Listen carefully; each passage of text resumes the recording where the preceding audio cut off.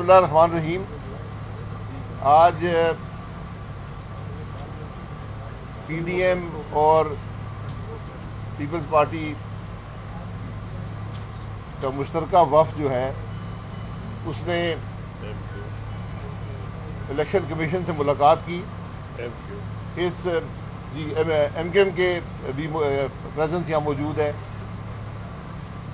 इस मुलाकात में चीफ इलेक्शन कमिश्नर भी थे और चारों इलेक्शन कमिश्नर्स भी थे, यानी पूरे इलेक्शन कमीशन से मुलाकात की। इस मुलाकात का सिर्फ एक नुक्ता था इस मुलाकात का, और वो ये था कि 8 साल से फॉरेन फंडिंग केस जो है पीटीआई का, वो इलेक्शन कमीशन में ज़ेर समाअत है। इंसाफ का तकाजा ये होता है कि जब कोई मसला हो उस पर फौरी तौर पर जो भी कानून है, जो भी तरीक़ाकार है, उसके तहत कार्रवाई की जाए। हमने ये कहा कि मुल्क का कानून, इलेक्शन का कानून ये कहता है कि इस मुल्क में कोई जमात भी किसी बैरूनी शख्स से अगर पैसा ले तो उसको डिक्लेयर करना पड़ता है कि किस शख्स ने पैसा दिया, कितना दिया, कब दिया। और किसी जमात को ये इख्तियार हासिल नहीं है कि वो किसी फॉरेन कंपनी से फंडिंग हासिल कर सके। इस केस में जो पीटीआई के ख़िलाफ़ फॉरेन फंडिंग का मामला है, अकबर एस बाबर साहब ने बड़ा वाज़ेह सबूत मुहैया किया आज से 8 साल पहले। उसके बाद हर हीले और हर बहाने से पीटीआई ने ये कोशिश की कि ये मामला ना चल सके।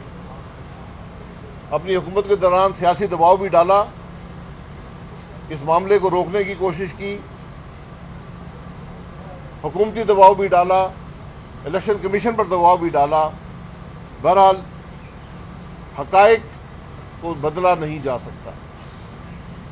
ये एक वाज़ेह हकीकत है कि वो रिकॉर्ड जो आज इलेक्शन कमीशन के सामने है, और ये रिकॉर्ड पीटीआई ने मुहैया नहीं किया।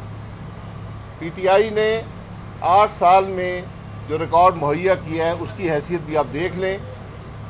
जो रिकॉर्ड मिला है, जिन अकाउंट्स का मिला है, वो स्टेट बैंक से जो बाहर से रिमिटेंस आई है, जो दूसरे ममालिक से पैसा आया है, उसका रिकॉर्ड है। तो यहाँ पर जो अकाउंट्स थे उनकी हैसियत भी आपके सामने है कि पीटीआई ने खुद कह दी हमें इस अकाउंट का इल्म नहीं था। पार्टी के सदर अकाउंट चलाते हैं, अकाउंट का इल्म पीटीआई को नहीं है। और सबसे बढ़कर अमेरिका में फॉरेन एजेंट के तौर पर कम से कम 2 कंपनियां मौजूद हैं, एक टेक्सास में, एक कैलिफोर्निया में, जिन कंपनियों के चेयरमैन का नाम इमरान खान है।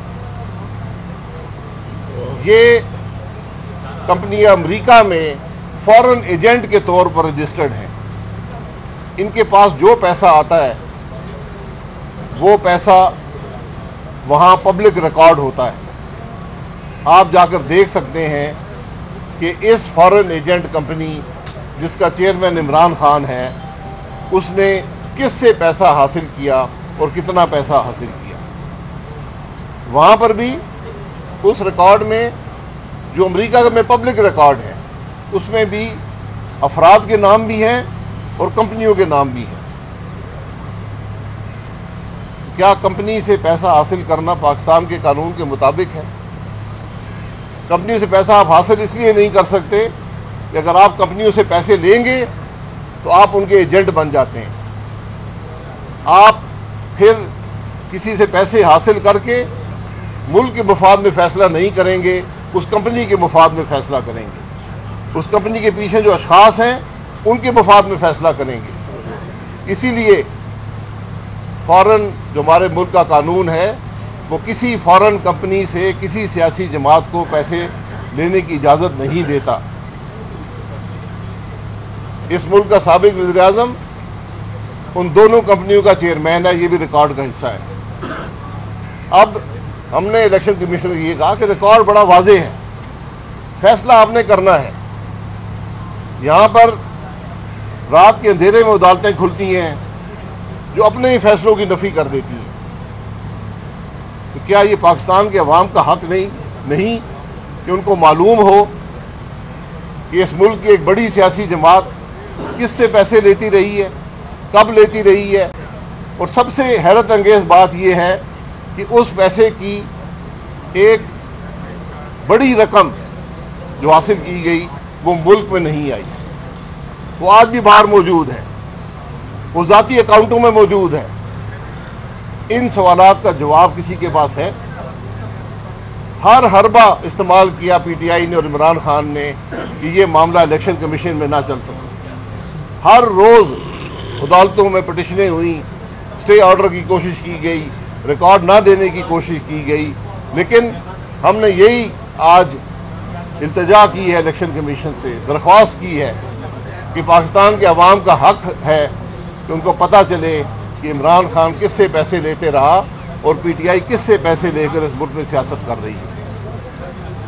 सिर्फ कल की बात है कि फाइनेंशियल टाइम जैसे इदारे में, जिसको आप अदालत में लेकर जा सकते हैं, उन ममालिक में भारी रकम हासिल कर सकते हैं, उसने कहा और के आरिफ नकवी साहब जो अबराज कंपनी के चीफ एग्जीक्यूटिव ऑफिसर थे, जो एक इन्वेस्टमेंट बैंकर थे, उन्होंने लंदन में क्रिकेट मैच करवाए और वहाँ पर करोड़ों रुपए की रकम हासिल की उन लोगों से, और उनको बताया गया कि ये रकम जो है ये चैरिटी के कामों में इस्तेमाल होगी, यानी अवाम की फलाह के लिए इस्तेमाल होगी।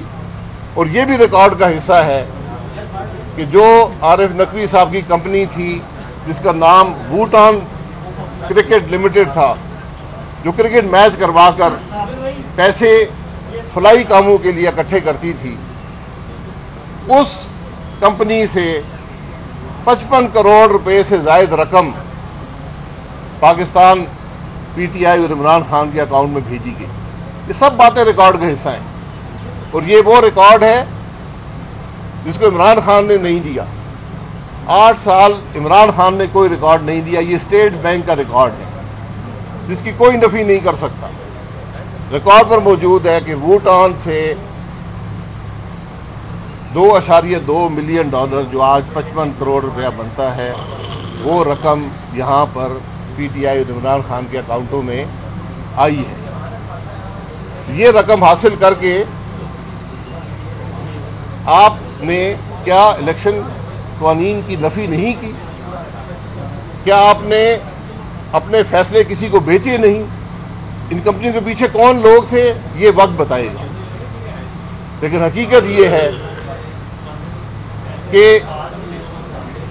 चोर जब चोरी करता है उसकी सबसे बड़ी कोशिश ये होती है कि मैं किसी न किसी तरह इस काम से निकल सकूं, रिकॉर्ड पेश ना कर सकूं, कानून की गिरफ्त से बाहर आ सकूं। तो जो 8 साल इमरान खान का अमल रहा है, जो पीटीआई का अमल रहा है, वो इस बात की वाज़ेह दलील है कि ये दूसरों से पैसा हासिल करके ऐसी कंपनियों से जिसके मालिकान का पता नहीं है, जो इलेक्शन कानून की नफ़ी है, पैसा हासिल किया गया और पाकिस्तान में सियासत में इस्तेमाल किया गया। तो जब आप सियासत में किसी का पैसा इस्तेमाल करेंगे तो फिर कल उसकी कीमत भी आपको अदा करनी पड़ती है, और वो कीमत पाकिस्तान के अवाम अदा करते हैं। अब सवाल ये उठता है, अगर इमरान खान के हाथ साफ थे, पीटीआई के हाथ साफ थे, तो पहले दिन ही जब फॉरेन फंडिंग का केस आता कहते ये रिकॉर्ड है, ये हमने पैसा इकट्ठा किया है ये लो इलेक्शन कमीशन, ये अब फैसला करो। 8 साल आपने हर हरबे से उस रिकॉर्ड को अवाम के सामने ना आने की कोशिश की, हर हरबे से इलेक्शन कमीशन को धोखा देने की, उनके काम की नफ़ी करने की, उनके प्रोसेस को रोकने की आपने कोशिश की। हर कानूनी गैर कानूनी हरबा इस्तेमाल किया। आज भी आप देखते होंगे कि इमरान खान हमला करता है इलेक्शन कमीशन पर, उस इलेक्शन कमीशन पर जो उसी की हुकूमत के अंदर बना था। हमला इसलिए करता है कि उसको पता है कि फॉरेन फंडिंग के हक़ाइक़ क्या है, उसको पता है कि इस मुल्क का हर इलेक्शन का कानून उसने तोड़ा है, हर फंडिंग का कानून तोड़ा है। इन सवालात के जवाब सिर्फ इलेक्शन कमीशन की रिपोर्ट में आएंगे। स्क्रूटनी कमेटी की रिपोर्ट आपके सामने आई थी, हर हरबा इस्तेमाल किया गया कि वो रिपोर्ट अवाम के सामने ना आ सके। उसी रिपोर्ट की बुनियाद पर मज़ीद कार्रवाई हुई है। इसलिए इमरान खान की कोशिश ये है कि मैं गालियाँ निकाल कर, ज़ाती हमले करके इलेक्शन कमीशन पर दबाव डालूं कि मेरे खिलाफ रिपोर्ट शाया ना हो।